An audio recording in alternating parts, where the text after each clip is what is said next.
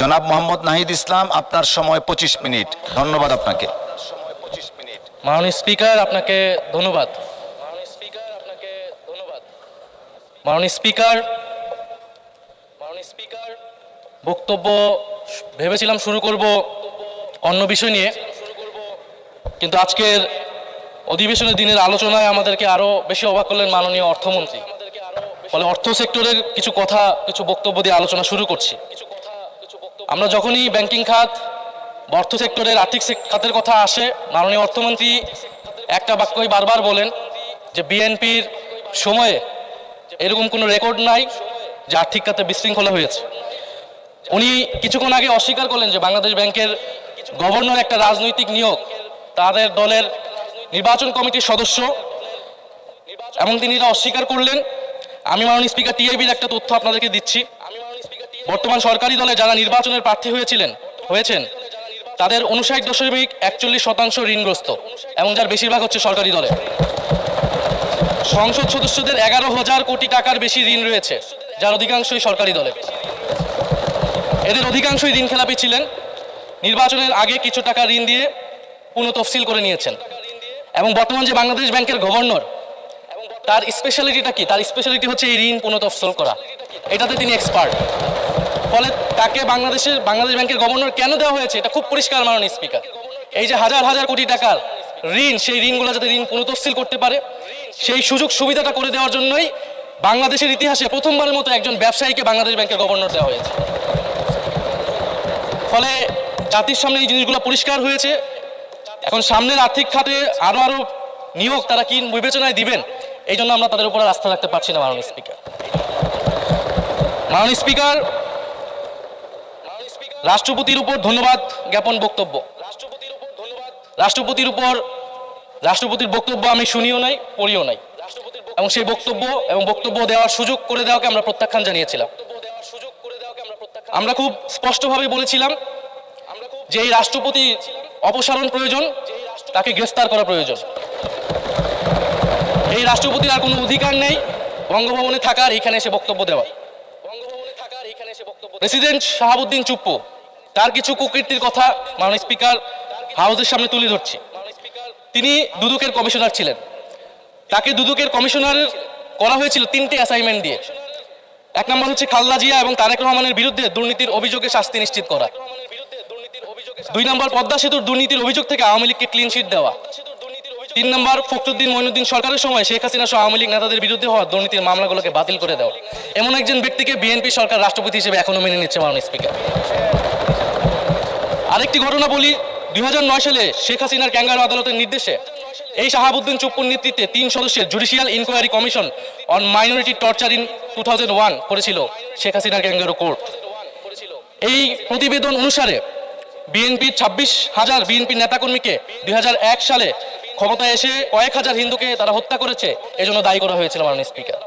এবং আওয়ামী লীগ এই রিপোর্ট দেশে বিদেশে এই রিপোর্ট ফেরি করে তারা নিজেদের এখানে ক্ষমতায় থাকাটাকে পাকাপোক্ত করেছিল। মাননীয় স্পিকার, এই রাষ্ট্রপতি চুপ্পু এস আলমের হাতে ইসলামী ব্যাংকে তুলে দেওয়ার কারিগর, 2 কোটি আমানতকারীকে পথে বসিয়েছিল। এবং জুলাই গণহত্যার সময় তার ভূমিকা, ফ্যাসিবাদের সাথে তার সংশ্লিষ্টতা সবকিছু আমরা জানি। আমাদের দুর্ভাগ্য, এই দুর্নীতিবাজ, অপদার্থ, মিথ্যুক, গণহত্যার দোষর এখনো বাংলাদেশের রাষ্ট্রপতি। একটা আলোচনা কয়েকবার এসেছে যে রাষ্ট্রপতির অধীনে কেন শপথ নিয়েছি আমরা বলতে এখানে ব্যক্তিগতভাবে আমার কথাই বলেছে, কারণ আমি এখানে শপথ নিয়েছিলাম। তো মাননীয় স্পিকার, সেই সময় প্রেক্ষাপট আর এখনকার প্রেক্ষাপট কি এক? জুলাই গণঅভ্যুত্থানের পরে 5ই আগস্টের পরে আমাদের সামনে 2টা অপশন ছিল। আমরা বলেছিলাম জাতীয় সরকার করতে হবে, সেই জাতীয় সরকারের প্রস্তাব বিএনপি নাকচ করে দিয়েছে। আমাদের সামনে আরেকটা অপশন ছিল ক্ষমতা আর্মির হাতে তুলে দেওয়া। যদি আমরা সেই দিকে আগাতাম, আজকে তারা এখানে বসতে পারতেন কিনা মাননীয় স্পিকার, সেটা সন্দেহ আছে। দেশের স্বার্থে, দেশের স্থিতিশীলতার স্বার্থে আমরা সেই সময় সরকারে গিয়েছিলাম, আমরা শপথ নিয়েছিলাম। কিন্তু বৈষম্যবিরোধী ছাত্র আন্দোলন খুব স্পষ্টভাবে 2024 সালে কিন্তু এই রাষ্ট্রপতির অপসারণ চেয়েছিল। সেই সময় সাংবিধানিক ধারাবাহিকতার কথা বলে রাষ্ট্রপতির পক্ষে অবস্থান নিয়েছিল বিএনপির মহাসচিব মির্জা ফখরুল আলমগীর সাহেব, তিনি নিজেই কথা বলেছিলেন। ফলে এখন তো একটা নির্বাচিত সরকার মাননীয় স্পিকার, এখন তো চাইলেই বিএনপি রাষ্ট্রপতি পরিবর্তন করতে পারে সরকার, এবং আমরা বিশ্বাস করি বিএনপিতে সেই ধরনের যোগ্য আস্থাভাজন ব্যক্তি নিশ্চয়ই রয়েছে। এবং সরকার দলের সদস্যরা অনেকে গৌরবের সাথে বলেছেন যে যেই রাষ্ট্রপতি জিয়াউর রহমানের বিরোধিতা করেছেন সেই রাষ্ট্রপতি এখন জিয়াউর রহমানের প্রশংসা করছে। মাননীয় স্পিকার, গাধাকে দিয়ে আপনি হাল চাষ করিয়ে এটার মধ্যে কোনো বাহাদুরি নাই। এটা আপনাদের দেউলিয়ত্ব, সরকারের দেউলিয়ত্ব যে সরকার এখনো রাষ্ট্রপতি পরিবর্তন করতে পারছে না। মাননীয় স্পিকার, এই অধিবেশনের পুরোটা সময় যদি আমরা সংস্কার, গণভোট, জুলাই সনদ, ৭২ সংবিধানে অনেক কথা বলেছি এবং একটা বিষয় আমার কাছে খুবই অদ্ভুত লেগেছে। কিছু কিছু মাননীয় সংসদ সদস্য তারা ৭২ সংবিধানকে ৭১ সাথে মিলিয়েছে। মাননীয় স্পিকার, আমার জানা নেই আসলে তারা কোন বিবেচনা থেকে এটি মিলিয়েছেন। এটা তো সবসময় আওয়ামী লীগ মিলিয়েছে। মাননীয় স্পিকার, তারা ৭২ সংবিধানকে ৭১ ফসল হিসেবে ৭১ চেতনার সাথে মিলিয়েছে। ৭২ মূলনীতিকে ৭১ মূলনীতি বলে ৭১ আদর্শ হিসেবে প্রচার করেছেন। আমরা তো সেটার বিরোধিতা করেছি মাননীয় স্পিকার সবসময়, এবং বিএনপির বহু নেতা এটার বিরোধিতা করেছে মাননীয় স্পিকার। ৭২ সংবিধানের ক্রিটিসিজম, সমালোচনা ৭২ সাল থেকেই বাংলাদেশে শুরু হয়েছিল। গত ১৬ বছর এই সমালোচনা তৈরি হয়েছিল। ৭২ সংবিধানের সমালোচনা মোটা দাগে তিনটি। প্রথমত, এই সংবিধান স্বাধীন বাংলাদেশের নির্বাচিত প্রতিনিধিরা প্রণয়ন করে নাই। আমি সরকারি দলের মাননীয় সংসদ সদস্য ব্যারিস্টার নওশাদ জমির সাহেবের সাথে ওনার সাথে আমি সহমত পোষণ করে বলতে চাই, একটা স্বাধীন দেশের শাসনতন্ত্র রচনা করার অধিকার, সুযোগ সেই দেশের নির্বাচিত প্রতিনিধিদের হওয়া উচিত। ৭২ সংবিধান রচনা করেছিল যারা ৭০ নির্বাচনে আইয়ুব খানের এলএফের অধীনে যারা নির্বাচিত হয়েছিল পাকিস্তানের শাসনতন্ত্র রচনা করার জন্য। মাননীয় স্পিকার, দ্বিতীয়ত, এই ৭২ সংবিধান ইনহেরেন্টলি এটা একটা আনডেমোক্রেটিক কনস্টিটিউশন। একজন ব্যক্তির হাতে সকল ক্ষমতা অর্পণ করা হয়েছিল। মাননীয় স্পিকার, সেই সময় শেখ মুজিবকে সামনে রেখে এই সংবিধান তৈরি করা হয়েছিল। একজন ব্যক্তির হাতে সংসদের ক্ষমতা, নির্বাহী বিভাগের ক্ষমতা, এমনকি বিচার বিভাগের ক্ষমতাও নানা কায়দা করে তার হাতে তুলে দেওয়া হয়েছিল। মাননীয় স্পিকার, ফলে স্বৈরতন্ত্রের বীজ কিন্তু সেই ৭২ সংবিধান থেকে বাংলাদেশে শুরু হয়েছিল। এবং সবচেয়ে ইম্পর্টেন্ট, এই সংবিধান হচ্ছে মুজিববাদী আদর্শ দ্বারা রচিত হয়েছিল। মাননীয় স্পিকার, ৭১ আদর্শ কিন্তু চার নীতি ছিল না। মাননীয় স্পিকার, ৭১ আদর্শ ছিল সাম্য, মানবিক মর্যাদা, সামাজিক ন্যায় বিচার। ৭২ সংবিধান এসে বলা হলো জাতীয়তাবাদ, বাঙালি জাতীয়তাবাদ, ধর্মনিরপেক্ষত্ব, গণতন্ত্র এবং সমাজতন্ত্র, এবং এটার বিরুদ্ধে বিদ্রোহ করেছিলেন মেজর জিয়াউর রহমান।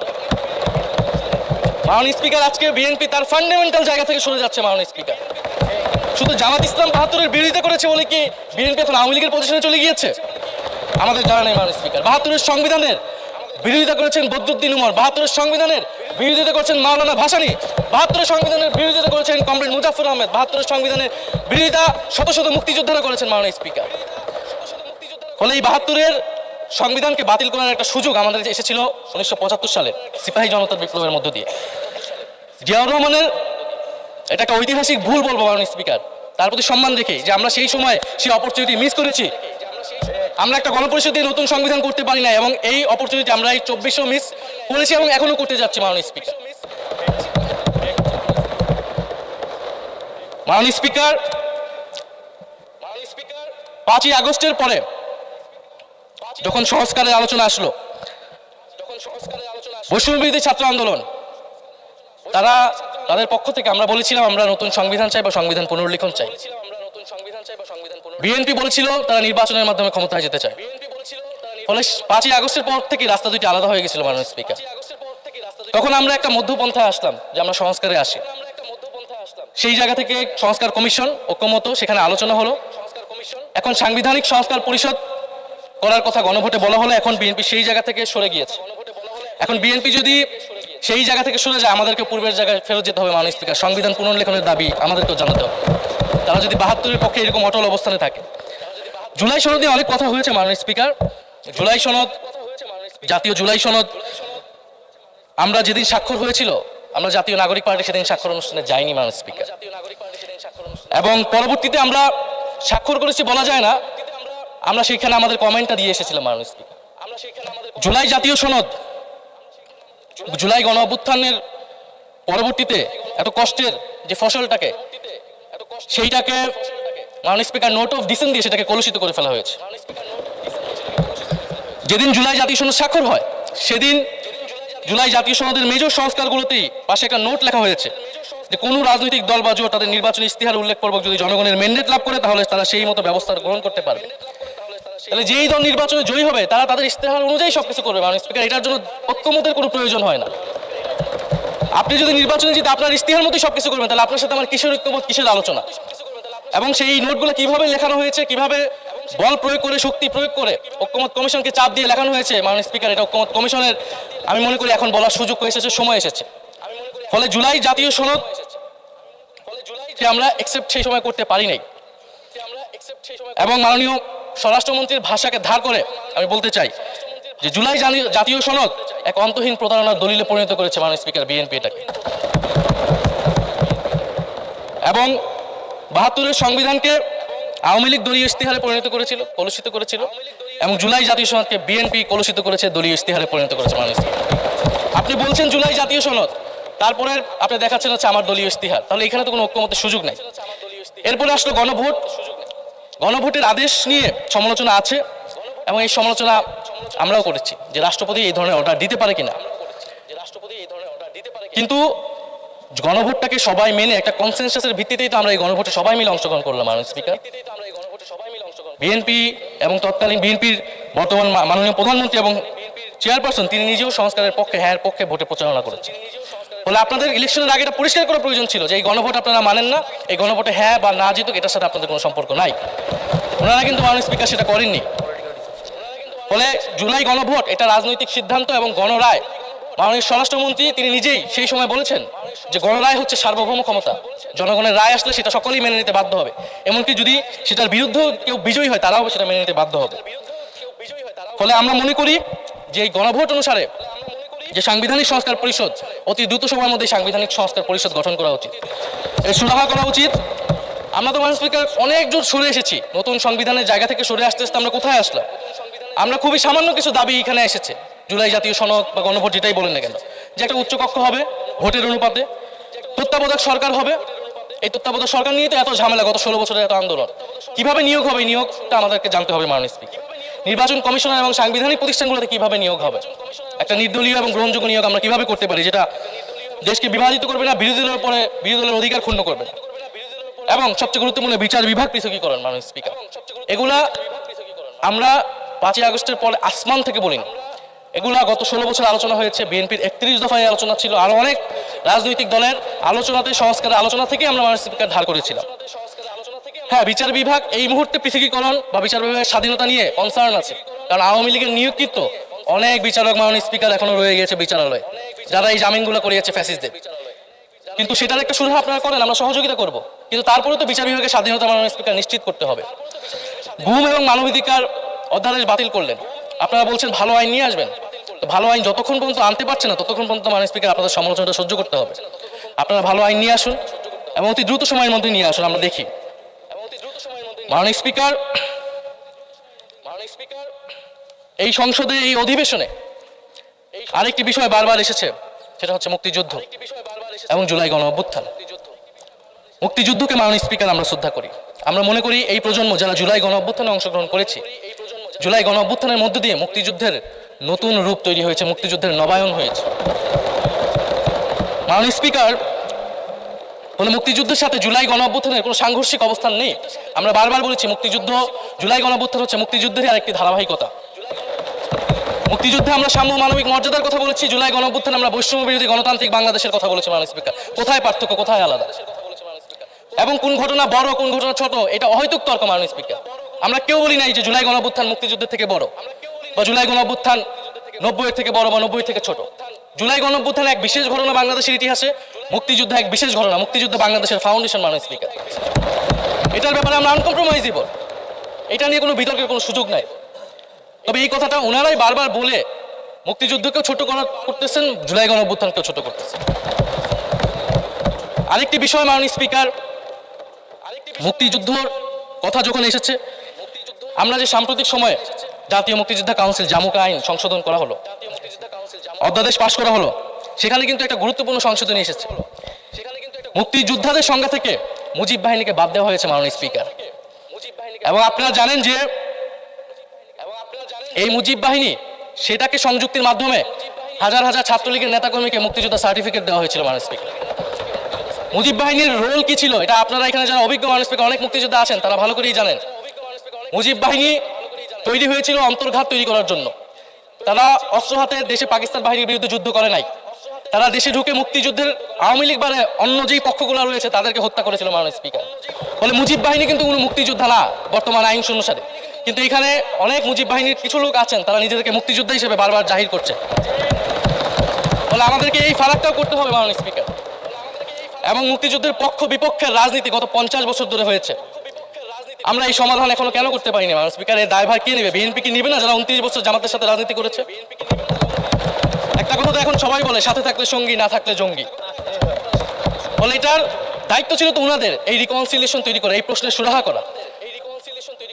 জুলাই গণঅভ্যুত্থানের পরে স্বাধীনতার 54-55 বছর পরে জাতীয় সংসদে মুক্তিযুদ্ধের পক্ষ আর বিপক্ষ বলে ভাগ থাকবে, এটা তো মাননীয় স্পিকার আমরা প্রত্যাশা করি না। এটা এই প্রজন্ম প্রত্যাশা করে না। আমি মাননীয় স্বরাষ্ট্রমন্ত্রীর সাথে একমত পোষণ করি যে ইতিহাসের এই বিতর্ক আমাদেরকে সমাধান করতে হবে, একপাশে রেখে সামনের দিকে এগিয়ে যেতে হবে এবং এটা সব পক্ষকে এটার জন্য দায়িত্বশীল ভূমিকা পালন করতে হবে। মুক্তিযুদ্ধ যেমন কোনো দেশের ষড়যন্ত্র না, আবার মুক্তিযুদ্ধের নাম করে এদেশে যে লুটপাট ফ্যাসিবাদ কায়েম হয়েছে সেটাও আমাদের ভুলে যাবে না মাননীয় স্পিকার। মাননীয় স্পিকার, জুলাই গণঅভ্যুত্থান সকলের অংশগ্রহণে হয়েছিল, এটা আমরা বারবার বলেছি। তবে বিএনপির বিভিন্ন সদস্য তারা তাদের আলোচনায় বারবার বলার চেষ্টা করে যে আমরা ছিলাম না, আমরা তো এভাবে ছিলাম এভাবে ছিলাম। এটা তো প্রমাণ করার প্রয়োজন নাই মাননীয় স্পিকার। এটা কেন এত হীনমন্যতা আমাদের এটা বুঝে আসে না। বিএনপি তো অবশ্যই জুলাই গণঅভ্যুত্থানে ছিল, আমাদের সাথেই ছিল।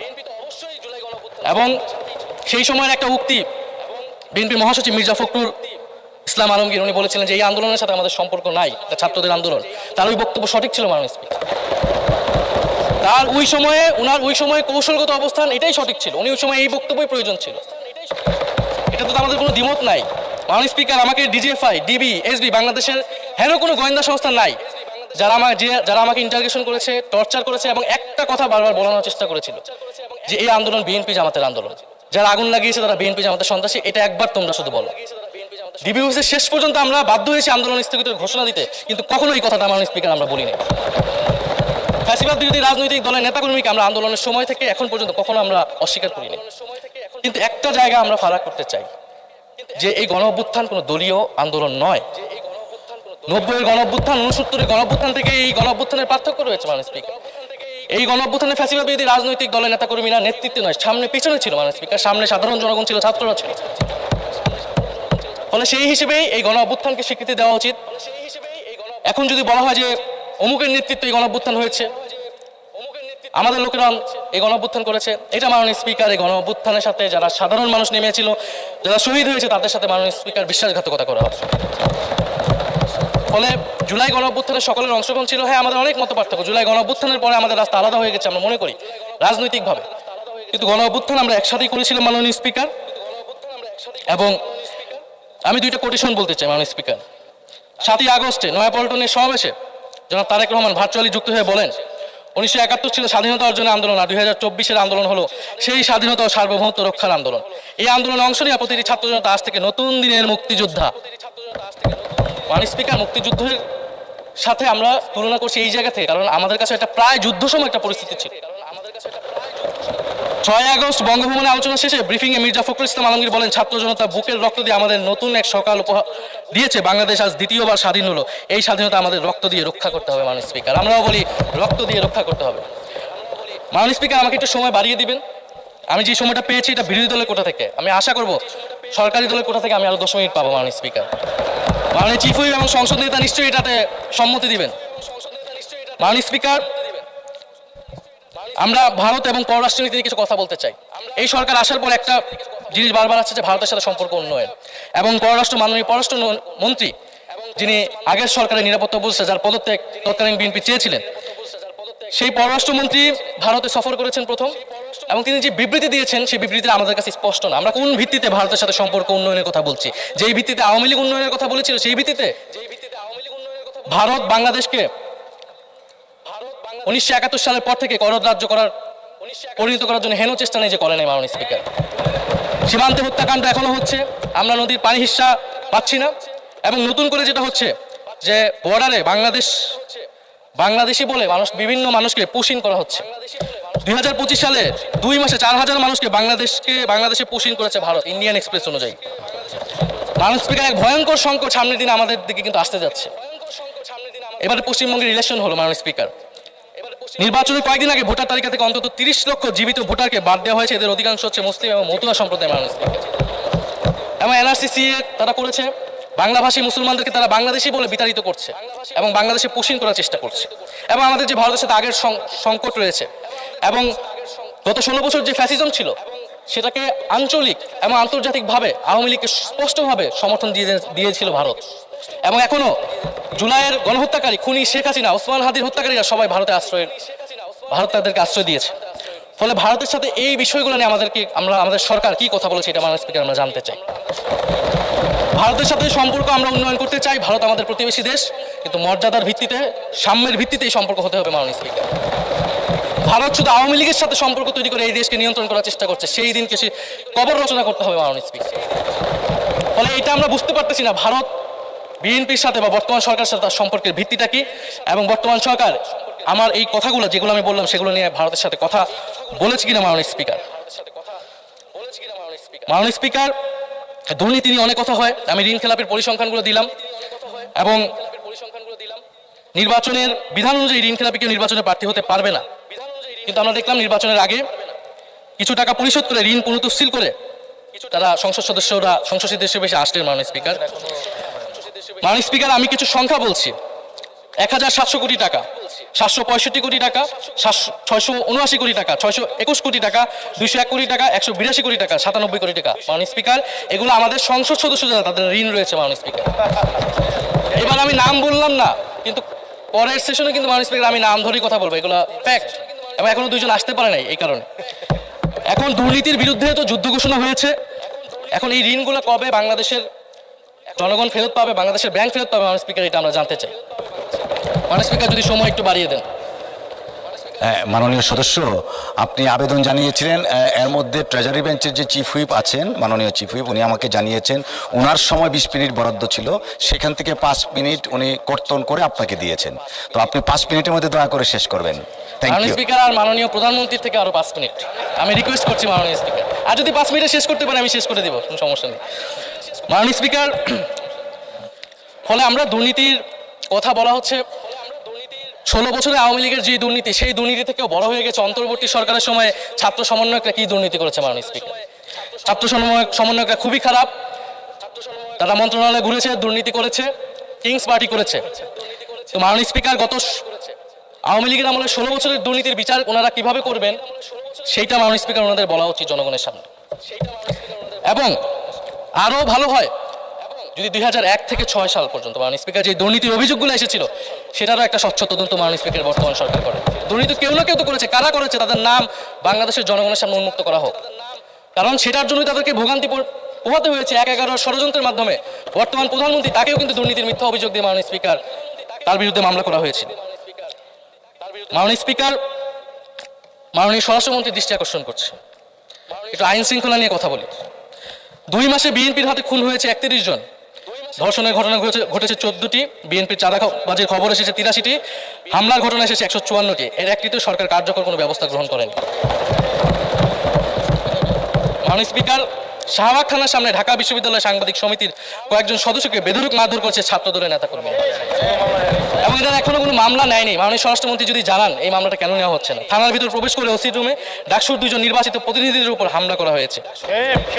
মাননীয় স্পিকার, ঢাকা বিশ্ববিদ্যালয় সাংবাদিক সমিতি, মাননীয় স্পিকার আপনি জানেন আপনি ঢাকা বিশ্ববিদ্যালয়ের ছাত্র, মহসিন হলের, আমিও মহসিন হলের ছাত্র। মাননীয় স্পিকার, ঢাকা বিশ্ববিদ্যালয় সাংবাদিক সমিতির একটা বড় ভূমিকা আছে বাংলাদেশের গণতান্ত্রিক আন্দোলনগুলোতে, আমাদের বিশ্ববিদ্যালয়ের গণতান্ত্রিক আন্দোলনগুলোতে। মাননীয় স্পিকার, মাজার হামলা নিয়ে কিছু কথা বলতে চাই।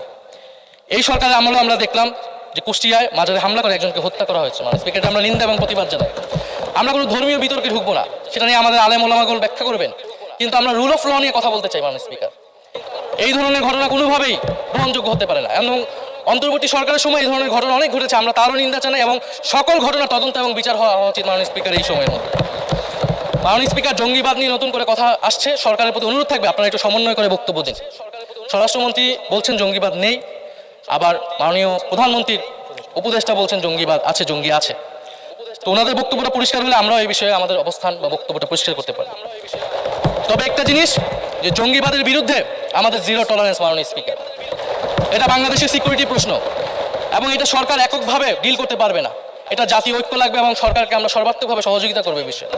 তবে বিগত আমলের মতো এবং ওয়ারেন্ট টেররের প্রজেক্ট হিসেবে যাতে বাংলাদেশে কোনো জঙ্গিবাদের নাটক না হয় মাননীয় স্পিকার, এটাও আমাদের মাথায় রাখবে। মাননীয় স্পিকার, আমাদের দেশের প্রধান একটা জনগোষ্ঠী হচ্ছে কৃষক। আমরা সবাই কৃষক পরিবারের সন্তান। সরকার কৃষি কার্ড দিচ্ছে, এটা সরকারকে সাধুবাদ জানায়।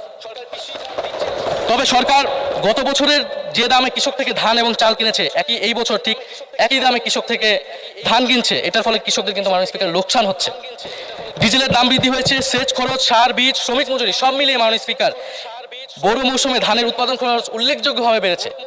একদিকে কৃষি কার্ড দিবেন, আরেকদিকে ধানের ন্যায্য মূল্য আপনারা কৃষককে দিবেন না, এটা মাননীয় স্পিকার কোনো সমাধান বলে আমরা মনে করি না। মাননীয় স্পিকার, আমরা জুলাই গণহত্যার বিচার নিয়ে মাননীয় আইনমন্ত্রীকে এখন পর্যন্ত কোনো ব্রিফিং মাননীয় সংসদে করতে শুনি নাই, হয়তো আমরা মিস হয়ে যেতে পারে। আমরা আশা করব উনি প্রতি অধিবেশনে সংসদ এবং সংসদের বাইরে আমাদের ট্রাইব্যুনালের চিফ প্রসিকিউটর আছেন, মাননীয় আইনমন্ত্রী থেকেও আমরা জুলাই গণহত্যার বিচার প্রক্রিয়া কতটুকু আগাচ্ছে, কিভাবে আগাচ্ছে, এটা নিয়ে আমরা স্বচ্ছ বক্তব্য ওনাদের কাছ থেকে, সরকারের কাছ থেকে মাননীয় স্পিকার আশা করি।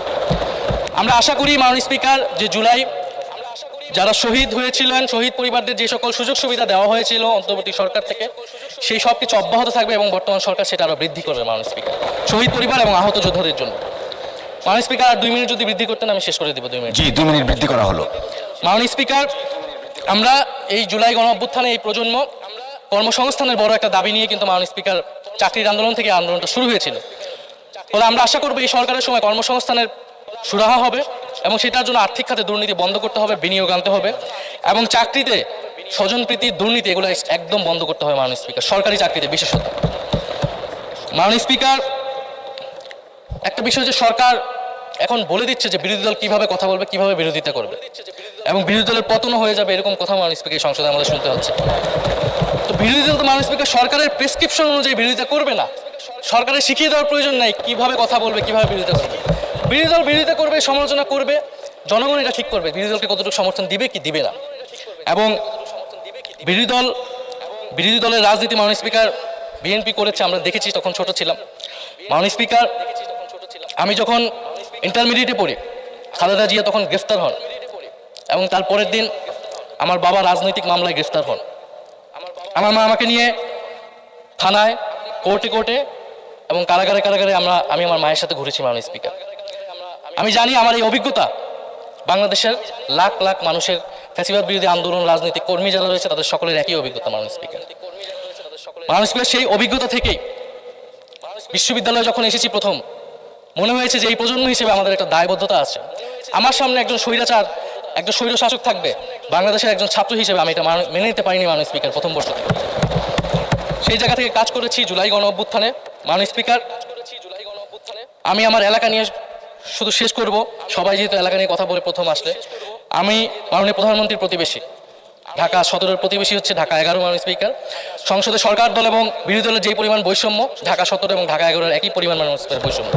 ফলে উনি যাতে এই বৈষম্য দূর করেন এবং ঢাকা 11-এর জন্য যদি মাননীয় সদস্য 2 মিনিট চেয়েছিলেন, শেষ হয়ে গেছে। আর 2 মিনিট দেওয়া হলো, 2 মিনিটের মধ্যে শেষ করে ফেলেন প্লিজ। ধন্যবাদ আপনাকে। ফলে এই বৈষম্য উনি সংসদেও দূর করবেন, সংসদেও দূর হবে এবং আমার এলাকাও সেই উন্নয়ন কার্যক্রম হবে। ঢাকা 11 এই গণঅভ্যুত্থানের অন্যতম হটস্পট ছিল রামপুরা, বাড্ডা, ভাটারা এলাকা মাননীয় স্পিকার, যেখানে অনেক প্রাইভেট বিশ্ববিদ্যালয়, মাদ্রাসা, তারা সকলে এসে কিন্তু ফ্যাসিস্টদেরকে প্রতিহত করেছিল এবং এই অত্র এলাকায় নানান সমস্যা। তো সরকারের জায়গা থেকে আমি আশা করবো, আমি হয়তো অনেক সমালোচনা করতে পারি, অনেক ভুল ত্রুটি থাকতে পারে, যেহেতু নতুন এসেছি কথা বলছি, তো সেই জায়গা থেকে যাতে আমার এলাকার প্রতি কোনো বিরূপ মনোভাব না থাকে, কোনো বৈষম্য যাতে না হয় মাননীয় স্পিকার। আপাতত ওনারা ওইখানকার যিনি পরাজিত প্রার্থী, তাদেরকে দিয়ে বিভিন্ন উন্নয়ন কার্যক্রম করছে প্রশাসক, এই সিটি কর্পোরেশনের প্রশাসক। তা আমার ক্রেডিটের দরকার নাই, কিন্তু উন্নয়ন হলেই মাননীয় স্পিকার চলবে। মাননীয় স্পিকার, আমি সর্বশেষ বলতে চাই, এই প্রথম অধিবেশনে বিশ্ববিদ্যালয় জীবনে ঢাকা বিশ্ববিদ্যালয়ের অনেক স্বপ্ন নিয়ে গিয়েছিলাম। প্রথম মাসে মাননীয় স্পিকার হতাশ হয়েছিলাম যখন দেখেছি হলের সিস্টেম, যখন দেখেছি বিশ্ববিদ্যালয়ের সিস্টেম, এবং এই সংসদে মাননীয় স্পিকার প্রথম অধিবেশনে আমি অনেক হতাশ হয়েছি। সংসদ সরকারি দলের সদস্যরা যেভাবে স্তুতি করেছে, যেভাবে সংবিধান সংস্কার পরিষদকে বাতিল করে দেওয়া হয়েছে, যেভাবে গণভোটকে অস্বীকার করেছে, মাননীয় স্পিকার, আমি আশা করব আমাদের এই হতাশা অতি দ্রুতই শেষ হবে এবং আমরা যেই কমিটমেন্ট জনগণের কাছে করেছি সেই সকল প্রতিশ্রুতি আমরা রক্ষা করে সামনের দিকে এগিয়ে যেতে পারবো। মাননীয় স্পিকার, আপনাকে ধন্যবাদ। এই হাউসের সকলকে ধন্যবাদ মাননীয় স্পিকার।